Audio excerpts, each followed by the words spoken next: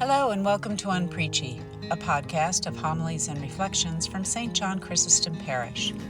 Today, Father Brian Zumbrum reflects on John chapter 9, verses 1 to 41, the Gospel reading for the fourth Sunday of Lent, March 10th, 2024. So next week, I will chaperone our major dance-a-thon for yet another year, and it always gets me in like a reminiscing mood of my favorite parts of doing an all-night dance-a-thon, or least favorite parts of doing an all-night dance-a-thon. And of all the things you might imagine are actually the worst parts of that experience of being locked in with 1,100 teenagers all evening, the worst is the students who try to leave early. In many ways, it's like watching people move through the stages of grief when you deal with this teen who has decided they now want to go home. So first, there's the denial stage. Wait, what do you mean I can't leave? No one ever told me that. Are you saying that permission form I signed was actually binding and I was supposed to read the text before I signed said permission form? But I forged it. My parents didn't actually see it. So therefore, I should be okay, right? Denial. Then we move to anger. You can't keep me here. You're ruining my life. This is the worst thing that has ever happened to me. All given with the appropriate amount of sass for 2 a.m. Then there's bargaining. What if my mom texted you, sent a screenshot, calls you? What if she sends a carrier pigeon with a permission form in hand? Then there's just sadness. These very souls crushed by the weight that they will not be leaving and will need to stay and enjoy this event that we've been preparing for 6 months to bring them joy and festivity. And then, every once in a while, in theory, a child gets to acceptance. But that actually usually feels more like a mythical state that maybe one day I'll see a kid get there. But it's rarely that night. We usually just leave them in sadness. And then they go into a corner, and they go into the fetal position, and we wake them up to leave at 5. So last year, knowing my trajectory, I got really thrown off.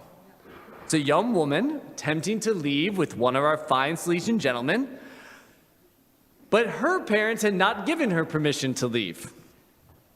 And so, as soon as I broke the news, I was all prepared. Battle armor up, here we go. But instead, she calmly goes, I understand. Next time I should probably read the form more carefully. Have a great night. So I instantly started looking for the catch. I informed all the team, she's gonna run. Check all the exits, she's gonna make it for a car. But the hours kept going, I kept seeing her, and she seemed happy.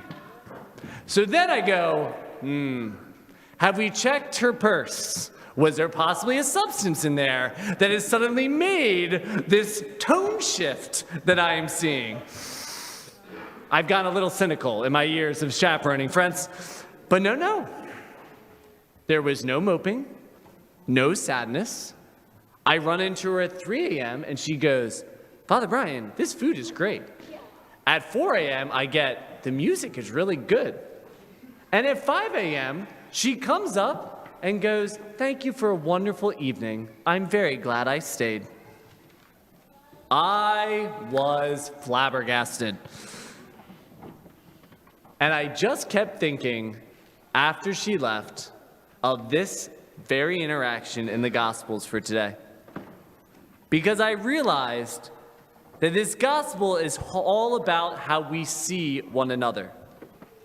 And all the ways in which it's so easy to see what we want to see or what we expect to see in another. Because even as the man born blind was experiencing something totally new, his family, his friends, and the religious establishment could not see him as anything but what they knew. They tried to keep him in this box a box of their preconceived judgments that were safe and comfortable, but ultimately flawed. They wanted him to remain blind because at least they knew what to do with that. And just like they tried to keep the blind man in a box, they were trying to do the same with Jesus because honestly, they just didn't know what to do with him. So they tried to fit him into the worldview that made sense to them. They were trying to control what they didn't understand, what was new and ultimately disorienting to them and their world. But if this gospel is a reminder of anything, it's that our judgments, our boxes, our ways of seeing the world are always limited. And the God of surprises, the God who makes all things new, the God who restores sight, is that same God who's going to break whatever box we've spent a lifetime building, upending all our judgments and inviting us to see the world, to see each other, and to see ourselves as God sees us.